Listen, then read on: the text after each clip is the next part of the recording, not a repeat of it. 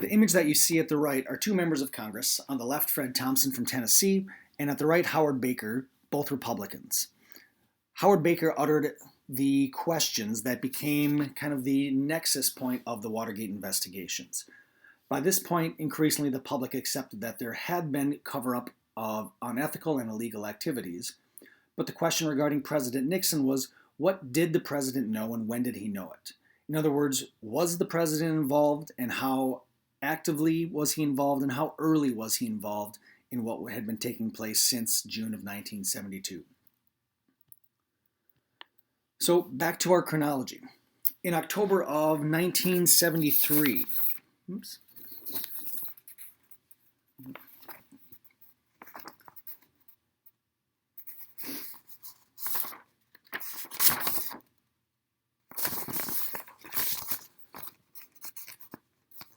So now, back to our chronology. In October of 1973, President Nixon ordered the Attorney General to fire the special prosecutor. In other words, the one who was supposed to be able to act without interference from the executive branch in their investigations. The Attorney General, rather than follow Nixon's orders, resigned from his position. President Nixon then ordered the Attorney General's top deputy to fire Archibald Cox, the special investigator, and that Deputy Attorney General resigned from his position as well, rather than fire the special prosecutor. Eventually, President Nixon nominated a man named Robert Bork as the Attorney General, who fired Archibald Cox in an attempt to end the investigation that had been going on for several months at this point in time. So Nixon had definitely tried to end the investigation, but instead of ending the investigation, it really ramped up public pressure on why exactly would he have fired or called for the firing of the special investigator if he had done nothing wrong. We're going to fast forward to July of 1974, and by this point, Congress, as part of their ongoing investigation, had issued subpoenas to the president to turn over the audio tapes from the secret recording system inside of the Oval Office. President Nixon refused to turn them over on the grounds that presidents should have executive privilege, that they should be free to conduct conversations inside of the White House without interference or oversight from Congress.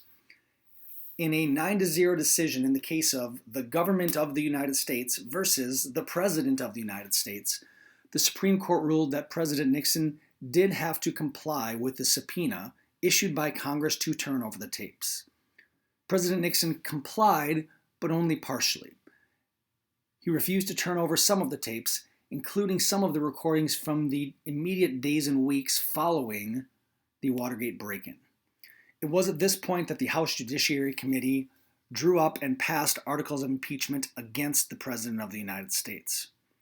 Hoping to clear his name, President Nixon decided to release some of the withheld tapes, including what would become known as the smoking gun tape. We're going to listen to that, or you're going to listen to it. I will warn you that the audio recording occasionally gets a little bit garbled, so there's a transcript that goes along with it.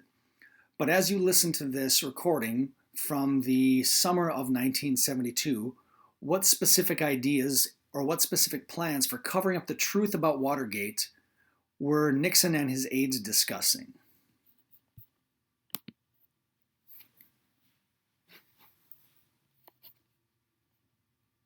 On the investigation, the Democratic break-in thing, we're back in the problem area because the FBI is not under control because Ray doesn't exactly know how to control it. And their investigation is now leading into some productive areas because they've been able to trace the money, not through the money itself, but through the bank sources, and the banker stuff, and it goes some directions we don't want it to go. Also, there have been some things like an informant came in off the street to the FBI in Miami with a photographer who has a friend who's a photographer who develops films for this guy Parker. And the films had pictures of Democratic National Committee letterhead documents.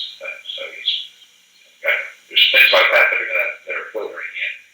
Mitchell came up with yesterday, and John Dean analyzed very carefully last night and concurs now with Mitchell's recommendation that the only way to solve this, and we're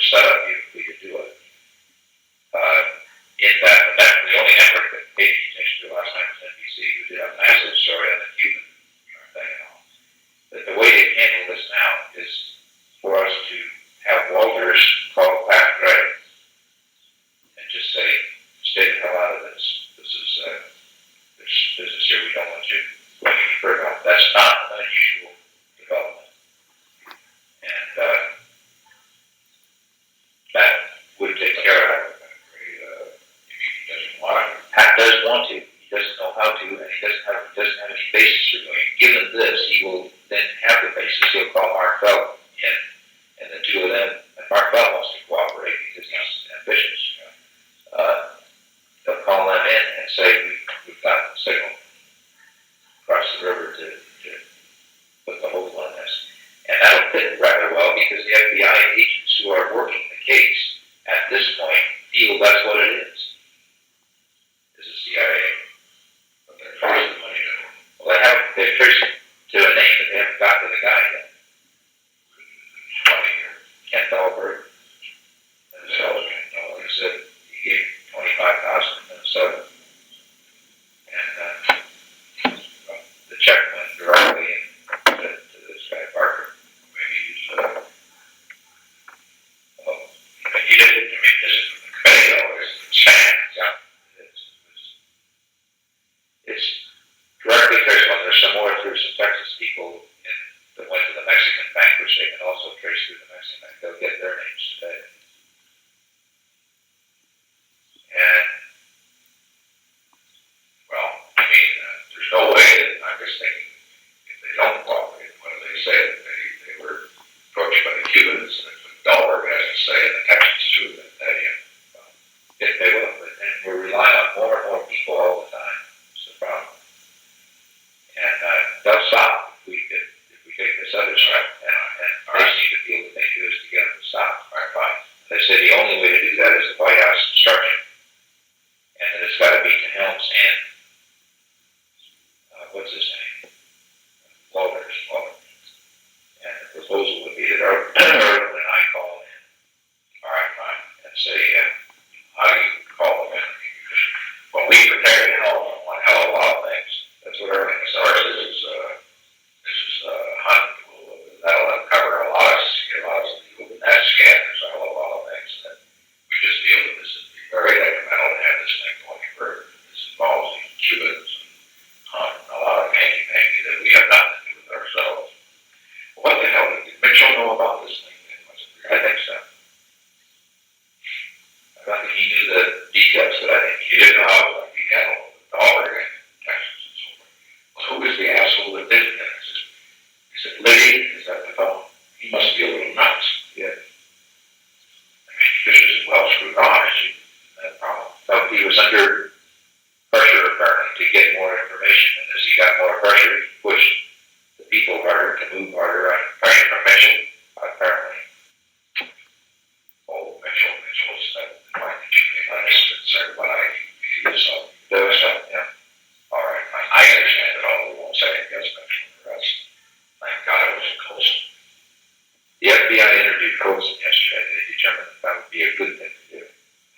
To have him take an interrogation, which he did. And the FBI guys working the case had concluded that there were one or two possibilities. One, that this was a White House. They don't think there's anything about the election committee. They think it was either a White House operation that had some obscure reasons for it, non-political, or was the Cubans and the CIA. And after their interrogation of Colson yesterday, they concluded it was not White House, so they're not convinced it's a CIA thing. So the CIA turnoff would. Well, I must go to their house. I said that. You don't want to check. You call me in. Good deal. Play it. That's the way they play it. That's the way we're going to play it. Okay. So, a few things to note about the smoking gun tape. First of all, this is a mere 5 days after the Watergate break-in, and it's very clear that President Nixon is directly involved and, in fact, recommending ways to cover up the activities surrounding the Watergate break-in. So the question of when did the president know about this, it was very clear that at least within 5 days of the break-in, so nearly 2 years prior to the tape being released, he knew and was directly involved. Some of the details that hopefully stood out to you. First of all, their big problem was they noticed that the FBI was not under control.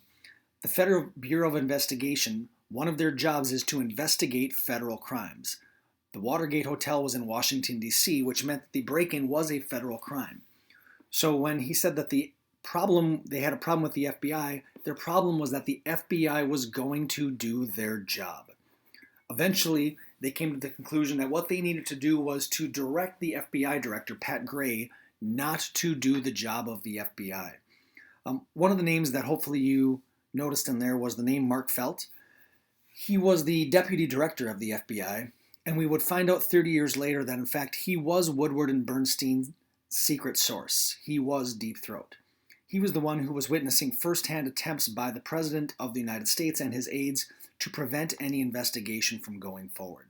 So this is one of the reasons why he was able to lead Woodward and Bernstein into areas of investigative journalism that eventually did open up the Watergate case to the public. Some other things I'd like you to note that the President and his key advisor, H.R. Haldeman, were noting. First, that Bernard Barker, one of the Watergate plumbers, he had on him evidence of other illegal activities that he had already engaged in. One of the things they also note is this follow the money idea that eventually Woodward and Bernstein go on to. And they note that eventually there's a very clear trail of evidence that is going to lead from the plumbers, from the burglars, to the committee to re-elect the president. Eventually, President Nixon starts suggesting that they start feeding a story to get everybody who was involved to be on the same page, to tell the same story. In other words, to lie and to mislead about the facts of what exactly happened. The last big thing that I'd like to call your attention to was this statement that any investigation into the Watergate break-in was going to, quote-unquote, uncover a lot of scabs. As stated earlier, the Watergate scandal was not primarily about the break-in itself, but rather it presented a window into what was going on. And the president, as of June 22nd, knew this, understood this, and was clearly a part of attempts to prevent from that scab of all of these other covert and illegal activities from being opened up. It was after the smoking gun tape was released to the public that there was a significant shift within members of President Nixon's own party. And in fact, it was former presidential candidate from 1964, Barry Goldwater, who went to the president and essentially told him that he was almost assuredly going to be impeached if he continued to fight against the charges. At that point, President Nixon submitted his letter to the Secretary of State resigning the office of the presidency of the United States.